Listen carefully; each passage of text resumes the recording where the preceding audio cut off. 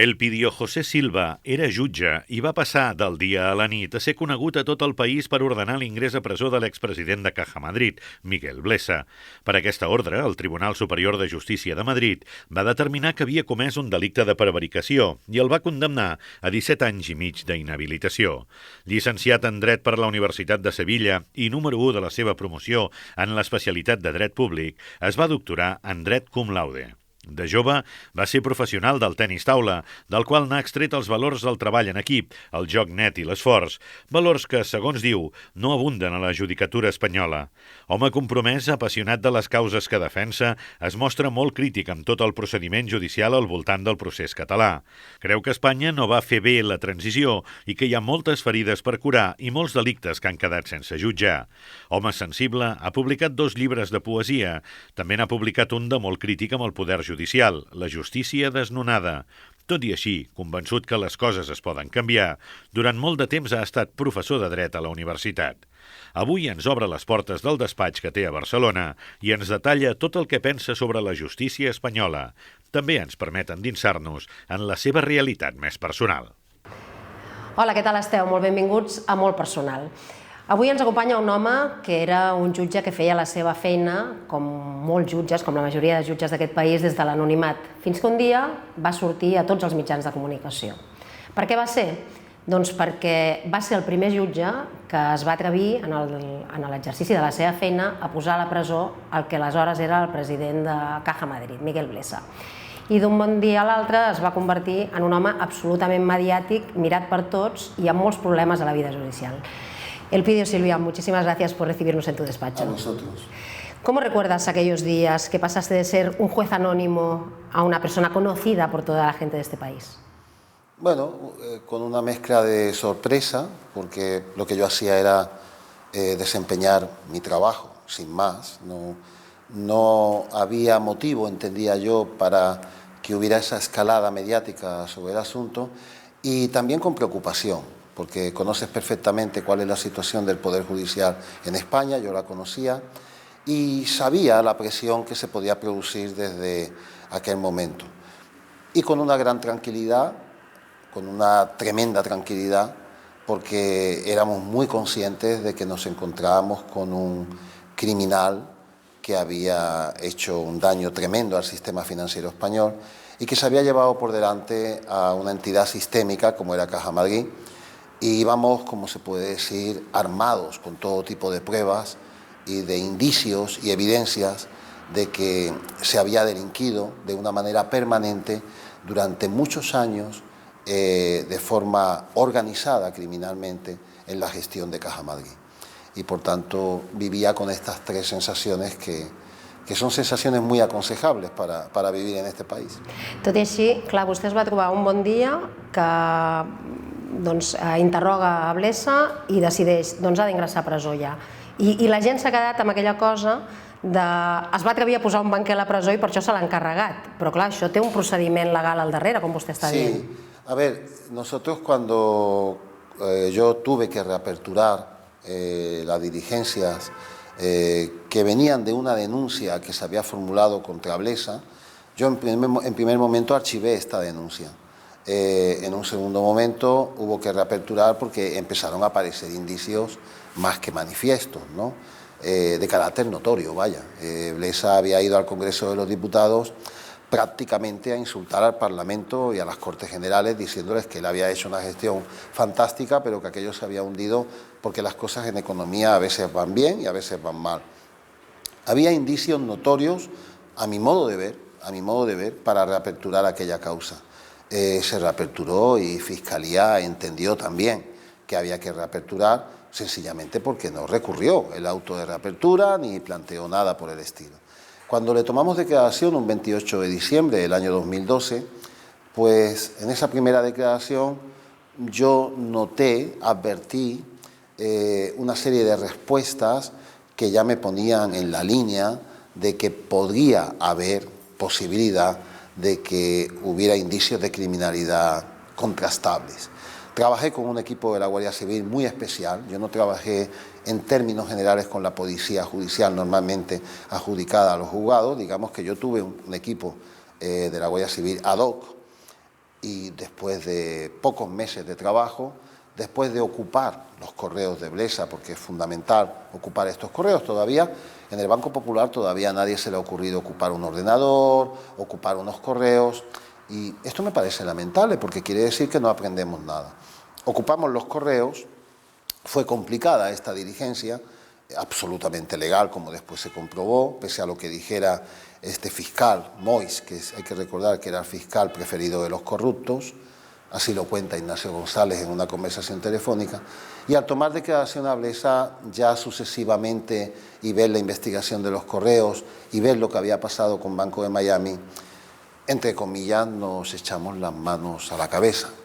Nosotros esperábamos encontrar posibles indicios de criminalidad en un préstamo que en realidad era regalar dinero a Díaz Ferrán.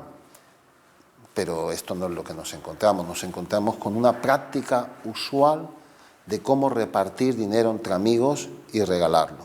Y nos encontramos con una práctica usual consistente en gestionar un banco saltándote todas las líneas rojas de riesgo y de buena llevanza bancaria que uno se puede imaginar y alguna más que uno no se podía ni imaginar. Y nos encontramos también con una pirula espectacular en el tema del Banco de Miami, donde todavía siguen faltando varios cientos de millones de euros, pero la justicia española no ha tenido tiempo todavía de investigar esto. No es pot anar contra el poder econòmic en aquest país, senyor Silva? Yo creo que sí, que España, como cualquier otro país, si tomase la decisión de organizarse frente a la corrupción, podría combatir con la corrupción. Es decir, España es un país que ha superado circunstancias realmente difíciles, circunstancias donde la sociedad española ha tenido que alzarse frente a los poderes económicos, circunstancias que han llegado a aterrizar en el mapa político. Tenemos que recordar que el actual, más que presidenciable, Pedro Sánchez, es un señor que ha tenido que superar circunstancias dentro de su partido que cualquiera se echa las manos a la cabeza, ¿no? Es decir, que te dé un golpe de Estado en tu propio partido político y tú tengas que renunciar a tu acta de diputado y empezar desde cero para retomar tu situación política dentro del que es tu partido. Si esto puede llegar a pasar en uno de los partidos que constituyen el mapa orgánico del país, porque es un partido institucional, el Partido Socialista, junto con lo que era antes el Partido Popular, en el marco del bipartidismo, era un brazo de la Constitución.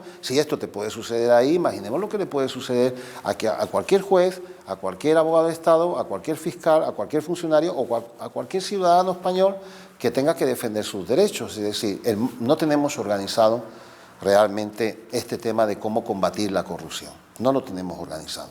Esto no quiere decir que no lo podamos hacer. Es evidente que lo podemos hacer, pero tiene que haber una voluntad más clara. Y en esto yo echo de menos que la clase política no termina de enterarse. Es decir, en los últimos dos debates nadie ha hablado acerca del Poder Judicial, cuando realmente el Poder Judicial hoy por hoy es uno de los máximos protagonistas de la gran inseguridad que produce España en todos los terrenos a nivel nacional y a nivel internacional. Perquè, tal com ho estàs definint, per què se t'inhabilita? Perquè realment, amb tot el procediment que hi ha, una mica per aquest sistema endèmic, però clar, hi ha d'haver unes proves per inhabilitar un jutge. Hombre, la verdad es que a mí, si tenemos que contestar directamente a esta pregunta, a mí se me inhabilita por el fiscal preferido de los corruptos, por Mois, que es el que inicia la querella para que se me inhabilite penalmente, se me inhabilita porque no lo consiguieron hacer a nivel administrativo. Ellos primero intentaron ir por lo más suave, que era conseguir que a mí me trasladaran, me impusieran un traslado forzoso y por tanto yo tuviera que abandonar mi juzgado, que era el juzgado que estaba investigando a Blesa. Y todo el mundo sabía que, primero, sobre derecho penal económico había poca gente en la judicatura que supiera lo que yo sabía, sencillamente por mi dedicación. Segundo, que no había jueces que supieran derecho administrativo tanto como derecho penal para meterle el diente a este tema como era la mala gestión bancaria de Caja Madrid, donde estaba pringado el Banco de España inevitablemente, no digo que a nivel penal, pero estaba pringado, y por tanto era vital a este juez, quítalo de ahí. Porque mientras este juez esté en el juzgado de instrucción número 9, va a volver y va a investigar. Entonces, ¿qué sucede? Que en el Consejo General del Poder Judicial, la ultraderecha con sus heraldos, que eran aquellos vocales que proponían el traslado forzoso, no lo consiguieron. No lo consiguieron. y hay que tener en cuenta lo cerrado que es el Consejo en este tema, pero aquí no, aquí hubo vocales que dijeron, no, perdona, no. Y entonces se transigió en una especie de pacto que a veces sucede en el Consejo para que hubiera una suspensión de 3 meses. Claro, con una suspensión de 3 meses todo el mundo sabía que yo iba a volver a mi juzgado a cumplir con mi obligación, seguir investigando el caso. A ver, otra cosa es que se me diga, te quitamos el caso, lo mandamos a la Audiencia Nacional, que se modifique el Código Penal, no se podrá investigar a los banqueros. Oye, pues no pasa nada, se pone un precepto en el Código Penal. Delito de administración desleal. Cualquier administrador será perseguido por este delito, pero no un banquero. Es que me daría igual que pusiera, pero no Miguel Blesa de la Parra. Oye, pues no pasa nada. A ver, ¿quién es este señor? Miguel, sí, es el del DNI, vale, está identificado. No lo investigamos, no se preocupe, usted está excluido porque así lo dice el Código Penal. Pero es que no, el Código Penal no pone nada de esto. Es más, el Código Penal lo que dice, y la Constitución española dicen claramente, es que somos todos iguales, ante la ley, ante el derecho y ante los tribunales. Por tanto, con toda sinceridad, yo tardé tiempo en saberme los apellidos de Miguel Blesa. A mí la vida de un imputado o la vida de alguien que imputa a otro me es indiferente. Su profesión sigue siendo así en mi despacho, es que me da igual, porque mi aparato psíquico no está montado para hacer estas diferencias. Uno es más eficaz, si no se pierde la vida diferenciando fulanito, menganito, sotanito. Esto era un señor que apareció por allí, era un señor que aparecieron indicios respecto de él, de que había delinquido de una manera masiva. Estamos hablando de una delincuencia masiva, organizada, salvaje, capaz de llevarse por delante a Caja Madrid. Hay que recordar lo que era Caja Madrid: un oso, una hucha y una representación institucional de lo que es la banca en España que no tenía parangón. Era el banco de la capitalidad del Estado, era la proa del sistema financiero español. Oye, para cargarse algo así hay que darle mucho, no es fàcil. No és fàcil. Si ho recorden vostès, en aquells moments vam veure imatges de manifestacions al carrer donant suport a Elpidio Silva, vam veure imatges de la gent demanant que Blesa tornés a la presó quan el van treure, i es va produir una paradoxa important, que va ser que Elpidio Silva començava a estar en un procés d'inhabilitació judicial i al mateix temps es convertia en un heroi per tota aquesta gent que va ser estafada realment. No sé com es viu aquesta situació de forma personal, aquesta contradicció enorme entre s'està acabant la meva carrera professional tal com la conec fins a dia d'avui i al mateix temps soc un heroi per les classes populars d'aquest país. Claro, esta es la parte donde yo tuve que darme cuenta de hasta qué punto mi país, yo soy español, el Estado que respalda a mi país y el Poder Judicial, que es el brazo fundamental del arreglo jurídico de conflictos entre las personas y los ciudadanos en mi país, había prácticamente abandonado a media España. La verdad es que es así. Yo me encontré con una situación donde era heroico cumplir uno con su trabajo, lo cual en cualquier país desarrollado, permítame que cuestione el desarrollo de España en este sentido, a nivel jurídico-legal, nosotros somos tercer mundo.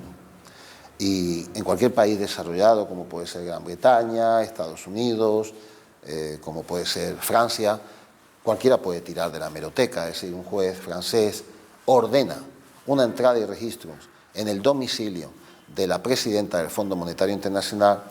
No digo yo que esto va a la prensa, pero va un día, dos, sense cap ingerència, y a seguir trabajando, que hay muchos delincuentes, hay mucho trabajo por hacer y hay muchas cosas de las que informar. Así que yo creo que el tema de Blesa pues tenía que haber sido un titular o dos.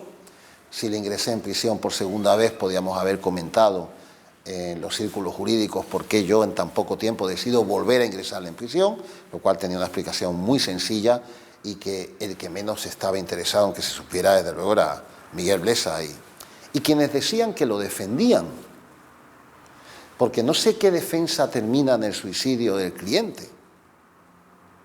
Eso todavía es un tema que está sin tocar. ¿Cómo se defendió a este señor? ¿Quién lo defendió? ¿Bajo qué intereses? ¿Y de qué forma termina todo esto para esta persona y para su familia? Pero sí, descubrí un país desarmado jurídicamente, Y esto sí que fue produciendo en mí la necesidad de establecer un compromiso social y vital que era más que conmigo mismo, era con miles de personas en las que te encuentras, bueno, pues el abandono jurídico. De fet, vostè va presentar una querella criminal contra l'instructor del seu cas que anava acompanyada de 200.000 firmes, de 200.000 persones que van dir jo denuncio amb tu, no? No sé si me falla la memoria, pero creo que eran casi 400.000 firmas, sí. Pero porque hubo que pararlo, porque ya se ponía la querella, aquello iba en ascenso, ¿no? Sí, nosotros formulamos una querella criminal porque entendimos que este señor estaba prevaricando y todavía lo seguimos entendiendo. Lo que sucede es que en España la admisión de las querellas a trámite o la inadmisión de las querellas a trámite, digan lo que digan, no está sometido a derecho. Yo reto a cualquiera para que examinemos detenidamente el número de querellas que se admiten y se inadmiten en España y podemos observar que hoy por hoy es una especie de concesión graciosa del Estado. Es lo mismo que hacía el rey, como pudiera ser Carlos III, Carlos IV, Fernando VII. Igual que el rey tenía un poder gracioso de decidir lo que a él le interesase, y aquí gracioso no tiene nada que ver con la comedia, sino con la potestad que yo pueda tener en cualquier momento de arbitrar lo que se me antoje. En España, con las querellas, con las inadmisiones y las admisiones, es exactamente igual. Por tanto, el ciudadano se ve sin resortes jurídicos, sin posibilidad de defensa, porque además en este punto el Tribunal Europeo de Derechos Humanos tiene una sensibilidad nula. El Tribunal Europeo, que yo sepa, todavía no ha acogido ningún recurso referido a una de indebida inadmisión de una querella a trámite. Pero aquí hay dramas tremendos. Aquí hay dramas tremendos en este país de personas que ven pisoteados sus derechos, que pueden ver morir a un hijo, a una hija, como consecuencia de acciones penales, de hechos criminales que son más que evidentes como para investigar, y que los jueces no hagan nada, van inadmitiendo hasta el final. Yo tengo algún supuesto como despacho de abogados de un juez que inadmite, mejor dicho, que archiva el procedimiento penal antes de que llegue el atestado incriminatorio de la Guardia Civil, ya archivado. Llegando el atestado claramente incriminatorio, toma una resolución que es decir, estése a lo acordado, y así sigue hasta el día de hoy. Y no se admite ninguna querella porque es un asunto que no se quiere investigar y se desconocen los motivos porque no hay ningún razonamiento al respecto que sea mínimamente válido. Tindrem temps de parlar al llarg d'aquesta entrevista d'aquesta crítica que vostè fa al sistema judicial, que ja amb tot el que ens està dient és força evident el vídeo, però a mi m'agradaria saber com es viu personalment una situació d'indefensió tan exagerada. En mi caso, con proactividad, con la conciencia tranquila de que uno ha hecho lo que tenía que hacer, pero que a veces cuando haces lo que tienes que hacer, pues parece que hay bastante revuelo, sobre todo en un país atrasado, muy atrasado en este ámbito como es España. Cuando yo digo atrasado, me quiero referir sencillamente a que España no ha superado los años 30 del siglo XX, en los que España no había llegado todavía a superar el siglo XIX. En tema jurídico penal, España está tan atrasada como su ley reguladora. La ley de enjuiciamiento criminal es del año 1882. En ese año hubieras venido aquí hoy en carreta, en un coche de caballos, o en un carruaje, o caminando. Pero este era el mundo. En aquel mundo seguimos viviendo legalmente todavía. España tiene un atraso tremendo en este ámbito porque la transición política no aborda este tema. Porque el Partido Socialista era muy importante en esa transición política y el Partido Socialista heredaba un recelo histórico y fundamentado contra la clase judicial y prefería no mirar hacia allá. Y hacia donde no miró, ocupó el sitio la derecha, la ultraderecha. Y la ultraderecha vio clarísimo que era mucho más productivo tener a un miembro del clan dentro de los jueces que en el Congreso de los Diputados. Va a funcionar mejor cuando haya que pedirle algo. I me duele tener que decir esto, però és exactament així.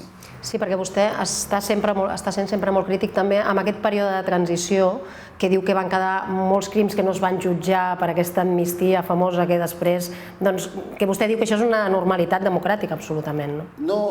No cabe hacer ningún tipo de, no digamos transición, que es una palabra inapropiada, Pero no cabe hacer ninguna evolución en una sociedad, sobre todo una sociedad que ha vivido las convulsiones de España en el siglo XX, sin mucha madurez histórica, sin mucha memoria y profundización histórica en lo que ha pasado y sin que la gente no se vea capaz de expresar pues todo lo que se puede llevar dentro cuando has perdido una familia entera en una guerra civil, cuando has perdido a tus familiares y andan por ahí por algún lugar, no se sabe en qué términos, enterrados, y cuando no ha habido una reflexión profunda sobre lo que supuso la República en España, la forma en que terminó esa República, lo que supuso esa guerra civil y lo que supuso posteriormente que el general Franco consiguiera canalizar su supervivencia pactando en términos dramáticos para España con los Estados Unidos de América.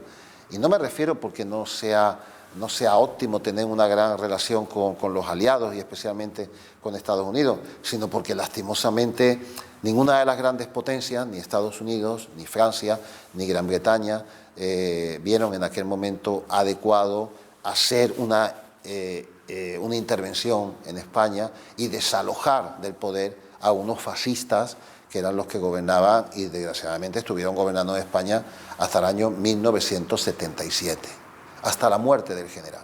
Y después, toda esta masa que era el franquismo, una masa social muy importante de familias, consiguieron encontrar hospedaje dentro de la democracia. I precisament això, de aquellos barros tenemos estos lodos, no, senyor Silva, i ens trobem, per exemple, amb un tema tan greu com el del judici al procés, ¿no? Sí, a ver, poniendo por delante que yo no soy independentista, es decir, que yo creo, respeto profundamente, máxime en un país como España, tal como va, respeto que haya gente que se quiera ir, ¿eh? Esto, como no lo voy a respetar con lo que estoy diciendo. Sí, respeto que haya pueblos de España que entren en alerta, pero yo no soy independentista, es decir, yo con el mayor respeto también quiero decir que España necesita cada vez tener más unión, no tener desunión. Si España quiere estar en el mundo de una manera mínimamente adecuada para que su posicionamiento se note mínimamente, lo ideal sería que todos siguiéramos unidos. Pero bueno, eso lo tienen que decidir los pueblos, no lo tengo que decidir yo. Y de cualquier manera, el juicio montado al proceso es efectivamente un juicio falso. ¿Por qué? Porque es un juicio que responde a un criterio muy claro. El Partido Popular es un partido enormemente corrupto. Es un partido que ha sido calificado como organización criminal. Y el Partido Popular sabía perfectamente que había que pactar con Artur Mas.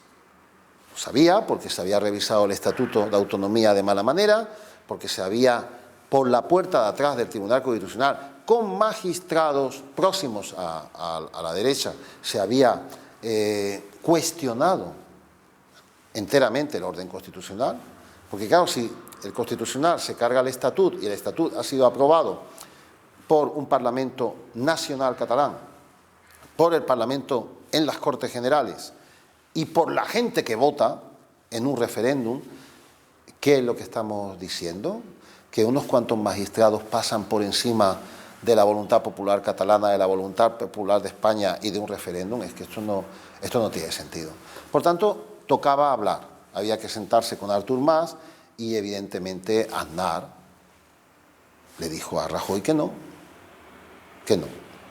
que él tenía el control de la ultraderecha y que si hacía esto se la echaría encima. Pero lo fundamental aquí es que el Partido Popular en aquel momento, como ve que no puede negociar y ve que la corrupción es galopante, pues hizo algo muy claro: oye, vamos a incendiar Cataluña, vamos a provocar a los catalanes, aquí la vamos a liar parda y vamos a ver quién consigue hablar de la corrupción del PP antes del problema de la ruptura territorial, la bandera española con la interpretación que ellos hacen de la bandera, el himno y todos estos fetiches que mueven con una manipulación de masas absolutamente extraordinaria y sobre todo con un adoctrinamiento que se basa en la manipulación de la gente.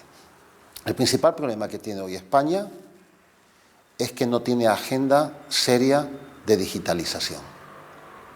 España todavía no ha entrado en el siglo XXI. Nosotros llevamos 20 años de atraso, casi en estado puro. Y tenemos que estar hablando todos los días de la corrupción del PP, pero ya ni siquiera de la corrupción del PP, del falso problema que se monta en Catalunya, porque le interesaba al PP tapar su corrupció. Vostè és molt crític també, perdoni, senyor Elpidio, vostè és molt crític especialment amb els delictes que s'imputen en aquest judici. Claro, el juicio es un juicio de máximos, donde el esperpento campa procesalmente por sus respectos y donde no hay límite a la imaginación de una clase recalcitrante de la ultraderecha que sigue teniendo su puesto dentro del Poder Judicial. Tenemos que recordar cómo llega Marchena a ser presidente de la Sala de lo Penal del Tribunal Supremo y quiénes son las personas que la apoyan. Es que esto no lo podemos ignorar a estas alturas y pues, tenemos que tener en cuenta cómo se despacha ese ámbito de la cúpula del Poder Judicial con arbitrariedades que nos parecen de bulto, aunque no nos admiten las querellas, porque, como ya le he comentado, aquí las querellas se admiten si va bien, si no, no se admiten. Y en el caso del juicio del proceso hablamos de delitos absolutamente inexistentes. Es decir, si nos referimos a la rebelión y a la sedición, cualquier alumno de derecho mínimamente diligente sabe que no es que no se llegue al delito, es que es algo así como decir que un bofetón es un intento de asesinato. Es que estamos hablando de algo así. Y todavía lo del bofetón tiene alguna base, porque una mala bofetada te puede matar. Pero es que aquí no hay nada. Aquí lo que hay son movilizaciones ciudadanas ejemplares en el sentido de su carácter pacífico. Eso no quiere decir, evidentemente, si se mueven 2 millones de personas por la calle o 20.000 personas por la calle, eso no quiere decir que no pueda venir alguien y la líe. Claro, alguien puede romper un escaparate. No tiene por qué ser precisamente alguien de los manifestantes, puede ser un topo, vaya usted a saber quién puede ser, pero evidentemente cuando más de 100 personas salen a la calle nadie controla nada. Por tanto, el que haya podido haber daños a bienes, algún tipo de incidente, esto no tiene nada que ver con el marco global de esas movilizaciones, donde no hubo nada más que una respuesta ciudadana a un hecho que era incalificable, negarse a dialogar. Esto es lo que hacía el Partido Popular. No querer hablar, no querer dialogar. Y este es el panorama político que le dejó a sus sucesores. Pero como no bastaba, dijeron, oye, a ver si estos del PSOE van a gobernar bien y van a demostrar que esto se arregla. Entonces prepararon la trampa, que es el juicio. Y la trampa del juicio es que está montado exactamente y con la exacta medida para impedir la gobernación del país. Porque no entiendo cómo un juicio tiene que empezar justo cuando se están debatiendo los presupuestos para que te lleve directamente a la disolución de las cámaras, porque uno de tus aliados, los independentistas, claro, es muy difícil que sigan con un gobierno mientras el brazo judicial de un Estado está manteniendo prisiones preventivas absolutamente injustificadas. No se trata solo de que sean presos políticos, es que no tiene ningún fundamento la prisión. Això de la presó preventiva precisament és un tema que, a part d'anar al tema del procés, també s'està comentant molt aquests dies amb el que va passar fa unes setmanes de Sandro Rosell, que després de 2 anys de presó preventiva doncs es troba que decreten que és innocent, que el jutge considera que no hi ha prou proves i es queda al carrer. I dius, i aquest home com li tornen aquests 2 anys? No? En el cas dels presos del procés ens podem trobar amb el mateix o creu que serà diferent? O que buscaran una sentència ja ajustada perquè això quedi justificat? Perquè clar, amb aquest panorama que vostè ens està fent del Poder Judicial, qualsevol cosa és possible, sembla fet a mida ja. Claro, el juicio del proceso yo creo que está agendado, tiene un primer cometido al comenzar, que es forzar al gobierno de la nación a no aprobar unos presupuestos que yo creo que hubieran sido muy positivos para clases sociales que están muy desfavorecidas en España. Hay que recordar que más de 200.000 ancianos han muerto en este país durante el gobierno de Rajoy porque la ley de dependencia no llegaba. 200.000. Esto ha pasado en España. No estoy hablando de Tanzania, ni de Uganda, ni de Marruecos, de España, del Reino de España. Entonces, esos presupuestos eran importantes para salvar vidas. Y esos presupuestos se tuvieron que cortar porque se inicia un proceso en el que era imposible políticamente mantener el tipo por parte del gobierno. Nos vamos a elecciones generales, donde se consigue, ya lo hemos visto en los debates, lo hemos visto perfectamente, de la corrupción del PP, de las cajas, de Miguel Blesa de la Parra, de Mois... No es parla de res de tot això. Esto no ha pasado, es decir, nosotros estamos de rodillas económicamente. El Reino de España por primera vez ha perdido su soberanía económica porque nos han intervenido. Nos han intervenido a nivel financiero, además han intervenido a todo el sistema financiero, no solamente a las cajas, todo falló, lo hemos visto con el Banco Popular, pero nos dedicamos a hablar de la bandera, del territorio, de no sé cuánto y de no sé quinto. Esa es la segunda fase del juicio, ese es el primer cometido que tiene, que tengas a Vox en el juicio montando su campaña electoral. Ens comenta l'exmagistrat Elpidio Silva doncs, que ja portem 2 fases del procés. La tercera, com la preveu vostè? Yo me temo que en función de los resultados electorales que hemos tenido, nos encontraremos la sentencia adecuada a ese resultado. Es decir, la sentencia finalmente es una norma que va a tener que convivir con una situación de carácter doble. Por una parte, la imposibilidad de la condena. Es decir, eso lo va a vivir el tribunal. El tribunal se va a enfrentar a que es que no sé de dónde... Bueno, a ver... I aquí diu que s'agafaran a la desobediència, que acabaran fent una sentència mínima per la desobediència. Podría ser que se condenase por desobediencia. Lo que sucede es que yo creo que especialmente en el tema de la desobediencia, me parece, no he visto las actuaciones directamente, pero por las referencias que tengo es que no hay condena posible porque el Tribunal Constitucional hizo mal los requerimientos que son ineludiblemente necesarios para que se cometa la desobediencia. Y el Tribunal Constitucional muy posiblemente hizo mal estos requerimientos porque es que no tiene costumbre de hacerlos. Es que nadie utiliza un Tribunal Constitucional para requerir de la posible comisión de un delito de desobediencia. Si hubiéramos tenido una normalidad judicial en España, esto lo hubiera hecho el juez de instrucción de turno en Barcelona. Pero como se quiso sacar el tema de Barcelona, porque hay que recordar que toda la Fiscalía de Barcelona se negó a acusar de desobediencia a Artur Mas porque no entendían que hubiera delito y tuvo que intervenir el fiscal general del Estado para enmendarle la plana, pues claro, desde el principio el Partido Popular capitalizó el tema y dijo, oye, esto vamos a llevárnoslo a Madrid, vamos a llevárnoslo a los tribunales de Madrid, porque claro, no lo vamos a llevar a Real Madrid, pero bueno, vamos a llevarlo al menos a los tribunales en Madrid para que esto lo podamos controlar de alguna manera. Y esto ya de por sí es tan grave que haya un resultado distinto según la orientación de los tribunales, según que estén en Barcelona o Madrid, que ya por este solo hecho casi todo se cae por su propio peso. Por tanto, condena, yo no la veo posible en casi ninguno de los delitos, yo no veo ninguna condena, yo veo una absolución con una responsabilidad del Estado por el error judicial cometido, y veo posibles prevaricaciones de los magistrados que han intervenido en la instrucción de este asunto. Y veo posibles prevaricaciones en toda aquella parte del aparato judicial que ha insistido en unas acusaciones que no tienen el más mínimo fundamento.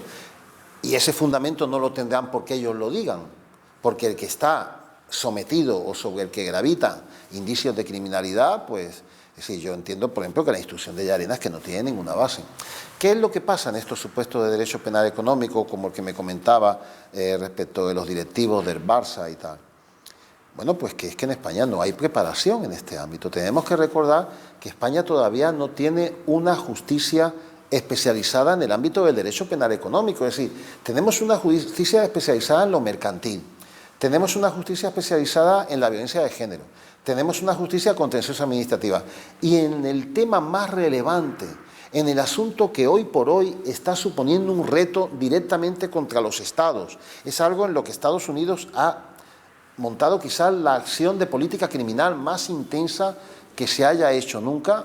España no se entera y frente a países como Francia, que tienen juzgados dedicados al derecho penal económico, España no los tiene y debemos tener en cuenta que investigar un delito de sangre no tiene nada que ver con investigar un delito económico, que alguien, que es lo que saben los magistrados normalmente en España, investigar delitos de sangre.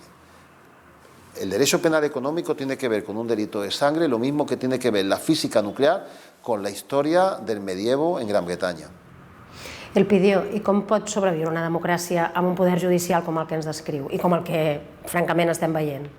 La democracia no ha sobrevivido. La democracia en España está seriamente rota y truncada, en cierto modo, y eso es lo que demuestra la caída del bipartidismo. Es decir, lo primero que nosotros planteamos sobre el año 2013-2014 es que quien tenía que pagar en un primer momento la factura por todo esto era la plutocracia bipartidista, que es la que está en la responsabilidad política de todo esto. El Partido Socialista es el único de este ámbito bipartidista que ha podido refundarse con las dificultades que ha tenido el líder. El líder ha tenido que hacer un vía crucis, que era el vía crucis de la refundación. El Partido Popular ya hemos visto que no lo ha conseguido. La derecha es tripartita, es un cotorreo tremendo, pero ahora son tres. Una derecha auténtica, porque hay que reconocer que Vox es, como se decía, la falange auténtica y de las Homs, es la autenticidad de la derecha española, nos guste o no, hay que respetarlo. Es decir, hay españoles a los que entienden que se puede abortar antes y después de nacer el niño, es lo que nos hemos enterado en Madrid con estas confusiones que protagonizaba el hijo de Suárez, ¿no? Hay gente que entiende que hay que criminalizar el aborto, hay gente que entiende que hay que prohibir el divorcio, hay gente que entiende que España no debe tener autonomías, que España no tiene naciones, que España es una grande y libre y nada más, que la bandera tiene unos colores y no va a haber nunca más. Bueno, pues esto hay que respetarlo. Siempre que no haya una defensa de esto mediante mecanismos violentos, esto hay que respetarlo. Y esa España pues está mejor representada por Vox que por el PP, que era una farsa. Porque el PP en lo que le interesaba plagiaba al Partido Socialista y hacía una falsa política de izquierda y atraía unos elementos que no correspondían a la realidad de esa derecha. Y después tenemos ahí, dentro de la derecha, esta situación de ambigüedad, que también es muy propia de la derecha española, que representa a Ciudadanos, y el PP no representa nada. El PP es lo que se ha caído, la escoria que queda, que esperemos que se vaya diluyendo entre Ciudadanos y Vox. Esta es la derecha, es decir, el Partido Popular ha pagado muy duro todo esto. El bipartidismo precisamente por esto ya no existe y este es una clara evidencia de que a partir de estos elementos ahora tenemos que remontar para ver cómo montamos la democracia en España. Nosotros estamos en un periodo intermedio. A ver, si un gobierno tiene que disolver las cámaras porque 3 magistrados se les da la gana, pues no sé cómo se le puede llamar democracia a algo así. Evidentemente, esto hay determinados líderes políticos que no lo van a decir, porque puedo comprender cuáles son las situaciones por las que se pasan electoralmente en el país. Pero la democracia española está en el aire. Ahora tenemos que ver cómo salimos del hundimiento de la Constitución del 78 y sus fracasos estrepitosos, y si no que se lo pregunten a los que no han llegado a la educación, a la pobreza infantil, a los que no tienen vivienda, a estos 200.000 ancianos a los familiares porque ya han muerto, a todos estos damnificados por el sistema financiero, 300.000 estafados en el Banco Popular, y todavía la justicia española está ahí viendo temas de interlocutoria. Todavía no me han llamado, yo tengo ahí clientes, todavía no me han llamado para ver si interrogamos a los responsables. No se interviene un correo electrónico, no se interviene un ordenador. ¿Cómo piensa usted enterarse de lo que pasó en el Banco Popular? ¿Porque se lo diga al Banco de España, que era el que le controlaba? Es decir, la democracia está rota. Y tenemos que retomar la idea de Pedro Sánchez de que es indispensable ir a un nuevo frente constitucional. Tenemos que hacer una constitución distinta, donde pueda estar Cataluña, no sé si llegamos a tiempo, donde puedan estar todos los países y todas las naciones de España y donde un ciudadano español no se vea como un ciudadano de la quinta clase, donde un ciudadano español compruebe que más o menos es igual en cuanto a la defensa de sus derechos que un ciudadano francés o que un ciudadano británico. Elpidio, és impossible seguir-lo vostè i no desanimar-se realment, perquè el que crec que tots pensem d'aquella manera desordenada al cap, no? Vostè ens ho planteja d'una forma tan lineal i tan clara que dius que realment aquest és el relat del que estem vivint. Però si em permet, i crec que ho agrairem tots, anem a destensar una mica l'entrevista perquè ara mateix jo em sento com allò una mica angoixada de dir realment quina situació més complicada que tenim per endavant i quina solució més difícil que té tot això, no? I m'agradaria recuperar una cosa que li he sentit a dir alguna vegada, que crec que per molta gent és desconeguda. Vostè ha estat campió d'Espanya de tenis taula i vostè diu, jo vaig aprendre d'aquella època el joc net, el fair play, el treball en equip, exactament tot el contrari del que ens està descrivint ara, no? Recordi'ns una mica tota aquesta època, dic per relaxar-nos i tornem una altra vegada al tema, si li sembla. Realment costa imaginar-lo vostè amb la raqueta de tenis taula jugant. Yo hacía varios deportes, hacía atletismo, fundamentalmente atletismo, voleibol y tenis de mesa. No pude seguir en el tenis, que era mi deporte favorito, por un tema de morfología física. Tengo tengo cierta debilidad estructural en el antebrazo, en el juego del antebrazo con el codo, y entonces me pasé al tenis de mesa casi íntegramente. El deporte es un tema fundamental para superar muchas de las cosas de las que estamos hablando. Hay que recordar cómo las principales universidades del mundo valoran el deporte, porque en el deporte tienes ingredientes tremendos como son la competitividad, como son saber perder y saber ganar, el sacrificio, saber, al menos cuando llegas a un nivel alto en deporte. Yo afortunadamente sí lo tuve en tenis de mesa, ¿no? Estaba en la selección española y creo que conseguí prácticamente todos los títulos que se pueden conseguir en España en el tenis de mesa. Claro, ahí tienes que sacrificarte muchísimo y tienes que respetar al contrario. Por encima de todo tienes que respetar al contrario, tienes que respetar al oponente, estudiar su juego. Igual que el que vam veure a la campanya electoral, idèntic. No es muy diferente. Sí, no, yo creo però que ja no respectava ningú a ningú. Yo creo que desgraciadamente España, que tampoco tiene un gran antecedente de premiar el mérito deportivo, yo creo que el deporte objetiva los méritos, permite que la gente de una manera sana pueda establecer sus predilecciones, sus competencias, y yo creo que el deporte a mí me ha dado muchísimo. A mí personalmente, yo creo que soy una persona muy competitiva, creo en la competición, creo en ella. Ahora, dentro de unas reglas de juego que sean dignas y no esté trucado. Claro, lo que no vale es trucarlo, que es lo que pasa en el ámbito de la política, ¿no? Y también creo en algo que me permitiría retomar lo que comentabas, ¿no? Cuando termina un partido y has perdido 5-0, te tienes que poner en serio a ver qué ha pasado. Si te pones optimista ahí, estás siendo o un incauto, o un incompetente, o un irresponsable, o que a ti te da igual tu equipo. Es decir, ¿qué nos ha pasado? ¿Cómo podemos perder 5-0? ¿Cómo puede ser que todavía no le ganemos al número 1 de Bélgica? Es decir, ¿cómo es posible que llegues a un campeonato y no tengas una indicación de análisis? Es decir, lo realmente negativo es no saber dónde estás. Todo lo que hagas para saber dónde estás, para saber cómo puedes progresar, cómo lo puedes arreglar, eso va en positivo. Si a lo mejor al principio tienes que hacer un diagnóstico muy negativo de tu juego, oye, yo no puedo seguir metiendo así al revés. Este revés hay que mejorarlo.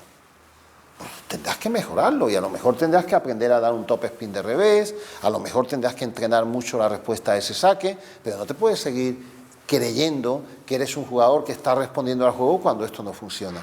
Y esto son cosas del deporte que son muy valiosas después en la vida ordinaria de una persona.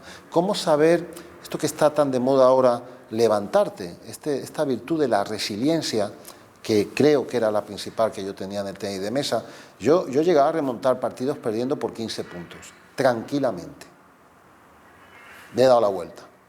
Un partido está perdido cuando está firmada el acta por el árbitro y ya no se puede impugnar. Entonces es cuando está perdido. Los partidos nunca están perdidos. El partido de España no está perdido. Me preguntaba, ¿puede España? Claro que puede. Hombre, somos 40 millones. Claro que podemos. Siempre hay una posibilidad para ir mejor. Siempre. Cualquiera que sea la situación en la que alguien crea que se encuentra, y yo sé que uno puede estar muy mal y muy bloqueado, pero cualquiera que sea esa situación, siempre hay un camino para mejorarlo. Esto es indudable y yo creo que el deporte es la mejor enseñanza para esto, mejor quizá para una persona joven, para un adolescente o para un infantil, és la millor opció para que lo aprenda. Un símil, crec, molt adequat per tot el que estem parlant, senyor Silva.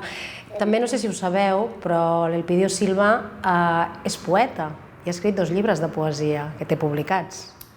Tengo varios libros escritos, publicados 2, uno que llegó a la final del Premio Adonais, a la selección final, y el otro creo recordar que fue Premio Ciudad Aracena, forman parte de una trilogía acerca de la memoria, era Memoria Inconjugable, Memoria del Olvido y Memoria de la Ausencia. El último no està publicado. Elpidio, i amb tot això, a part, doncs ell va néixer a Granada, va estudiar a Sevilla, es va doctorar cum laude, va ser el primer de la seva promoció. Com es compagina tot això, senyor Silva? Com es pot fer? Mi época universitaria fue una época feliz, donde yo me lo pasé bomba y me imagino que eso ayuda a tener buenos resultados, ¿no? Efectivamente, yo fui premio extraordinario de licenciatura y en mi promoción fue el primer alumno en el ámbito de la especialidad en Derecho Público. Bueno, yo creo que di con una gran energía, compartí vida académica y universitaria en un departamento de Filosofía del Derecho donde lo pasé muy bien. Los estudios jurídicos son estudios que si quieres profundizar en ellos aportan mucho.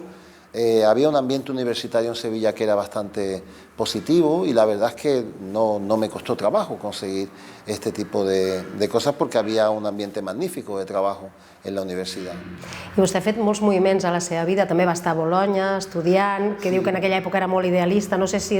Crec que sí, pel que ens està explicant, crec que d'aquell jove idealista segueixen quedant moltes coses, perquè vostè ha estat absolutament compromès amb les causes socials. Vostè segueix creient que es poden canviar les coses, malgrat tot? Sí, a ver, yo hice un volcado a nivel internacional porque el derecho en España sí es verdad que es frágil, es débil. Es decir, España, desgraciadamente, en lo que es el derecho moderno, sí que se hicieron aportaciones por los naturalistas, por todo el pensamiento jurídico que nació a partir de la Iglesia Católica, analizando el tema de la llamada conquista de América, que no fue ninguna conquista, pero bueno, el caso es que España en derecho tiene un nivel muy bajo y era necesario salir fuera a estudiar en instituciones francesas. Yo estudié tanto en Italia, fui profesor ordinario en la Universidad de Bolonia, investigué en Estrasburgo y sobre todo en París 2. Era imprescindible porque no hemos escrito ni una línea que valga la pena del derecho moderno, ni en penal, es la realidad. Nos ha pillado toda esta lacra de falta de democracia y toda esta inadaptación a lo que estaba sucediendo en los países que estaban avanzados. No llegó a España y esto hizo bastante daño, de tal manera que el sistema jurídico español no tiene grandes autores y no tiene una doctrina que sea destacable, y esto no debería de molestarnos. Vuelvo al ejemplo del tenis de mesa. Si nuestras universidades no tienen nivel, lo que hay que hacer es verlo y buscar soluciones, porque lo que está claro es que mientras no lo veamos no aparecerán las soluciones. No quiere decir, por tanto, nuestra tragedia no quiere decir que no tengamos potencial. Nuestra tragedia es que posiblemente seamos el país con más potencial del mundo sin utilizar. Elpidio, amb tot el que ens està explicant, ens l'imaginem absolutament ocupat. No sé quin temps té per la seva vida privada, per la seva vida personal. Bueno, nuestro actual compromiso con este despacho de abogados que yo dirijo, Elpidio Silva Abogado, no nos deja mucha vida personal. Lo intentamos, medio lo conseguimos, pero tenemos un volcado tremendo a casos que llevamos donde agradecemos extraordinariamente a los clientes la inmensa confianza que depositan en nosotros. Uno es, por ejemplo, el tema del taxi, ¿no? Nosotros hemos conseguido cambiar el relato del taxi en este país. El taxi es que iba directamente a la desaparición con una llamada leyenda tecnológica, que yo creo mucho en el mundo digital. Yo creo que España tiene que entrar en el mundo digital, pero precisamente fíjese qué contrariedad. El país tecnológicamente más atrasado de Europa, digo dentro de los que tienen una posición grande, ¿no?, comparado con Francia, Alemania, Italia, con los que son iguales, ¿no? Un país que debería estar muy por encima de su nivel tecnológico está muy por detrás. Apenas se puede cargar la página de la agencia. La Agenda Digital Española es una página que no se puede cargar en internet, lo explicaba el otro día en un programa de televisión. Ahí es donde ha invadido la llamada tecnología VTC de una manera más virulenta respecto a otros países que, estando mucho más desarrollados digitalmente, se ha puesto un freno a esta colonización tecnológica y se la ha regulado y se la ha supervisado. Estamos siendo colonizados. España está sufriendo una colonización en toda regla en el campo tecnológico. Hay que tener mucho cuidado con esto y poner el acento en este asunto. El capitalismo está sufriendo una reconversión terrible. Hay un capitalismo tradicional, representado por Trump, en cierto modo, y hay un capitalismo tecnológico de nueva generación, que es el capitalismo digital, donde están los grandes capítulos como Facebook, como Twitter, como Google, como Uber. Y este capitalismo digital tiene que ser supervisado y regulado como cualquier otra forma de ejercicio de la actividad empresarial. Eso no tenemos que explicarlo, creo. Y se ha permitido aquí durante 8 años una piratería salvaje y sistemática por parte de VTCistas de este capitalismo sin controlar, de pretendida vanguardia tecnológica, cuando es sencillamente el tocomocho de hacer de taxi sin la licencia de taxi. Esto nos pasa por nuestra indigencia tecnològica. Senyor Silva, treu vostè el tema del taxi, que em sembla molt interessant perquè al marge de totes les grans mobilitzacions que hem vist, d'aquests enfrontaments que han transcendit els mitjans nacionals, vostè representa precisament aquest sector que ha tingut algun portaveu que ha estat molt desafortunat públicament. No sé com es porta això de ser un advocat tan mediàtic com vostè, amb portaveus que no ho fan massa bé, que vostè ha de reconduir i que a sobre s'ha d'enfrontar amb companys seus, jutges, que saben que vostè diu que els jutges estan en molta bona part manipulats. Sí, pero la justicia afortunadamente no son solamente las cúpulas. Hay jueces de todo tipo en el ámbito judicial. Lo que sí es verdad es que la confianza en el aparato judicial por parte de todos los españoles y de todas las españolas es muy cuestionable. Claro, nadie puede llamarse a engaño en esto. De todas maneras, lo que ha sucedido aquí también es que la gente, cuando defiende sus derechos, se debe dar cuenta de que la defensa de los derechos tiene una elaboración siempre extrajudicial o prejudicial, en el sentido de que esos derechos tienen que estar protegidos por plataformas que se sepan articular adecuadamente y que se sepan defender, sobre todo cuando existen estos peligros en la seguridad jurídica y estos peligros en el Estado de Derecho y en la separación de poderes. Y lo que ha conseguido el taxi es, por primera vez, al menos en el sector que depende de lo que llamamos la plataforma integral del taxi, la PIT, y de lo que depende de la marca Elite Taxi Barcelona, generar un movimiento social en el que los taxistas empiezan a ser conscientes de sus derechos y empiezan a ser conscientes de que se pueden defender. Es que hubo un momento en que se daban ya por perdidos. Es decir, hemos perdido y no tenemos nada que hacer.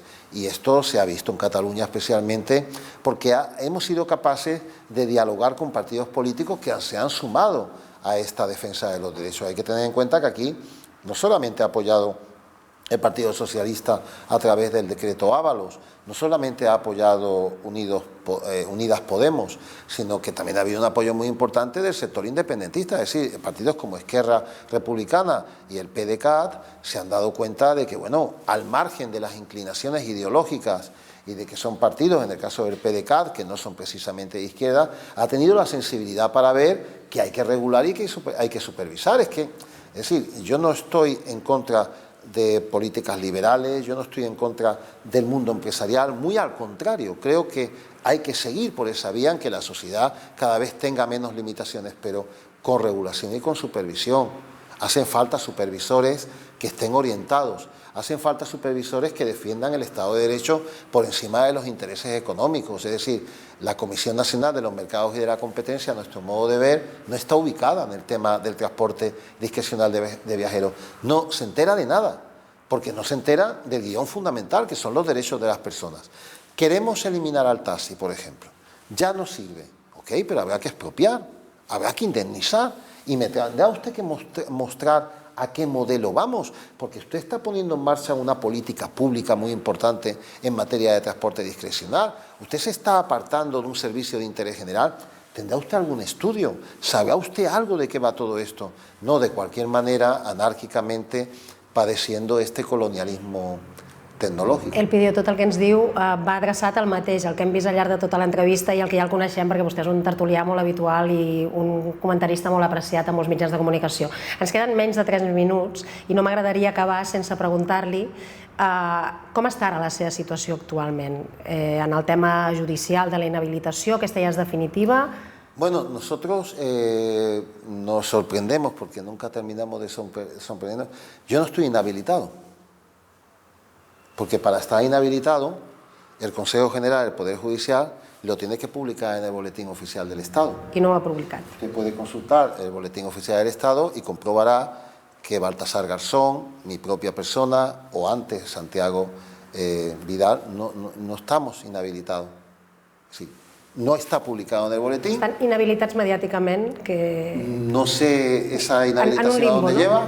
Hay una sentencia que se dicta por el presidente del Tribunal, por el actual presidente de la Sala del Tribunal Supremo, que es Marchena, donde confirma una sentencia del Tribunal Superior de Justicia, pese a que había un voto particular durísimo contra la condena. Entendemos que esa sentencia que se dictó puede ser nula y estamos trabajando, seguimos planteando este tema. Continua jugant al partit.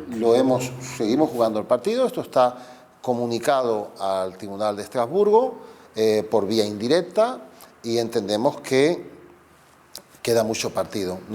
No tengo la menor duda de que esa inhabilitación se anulará.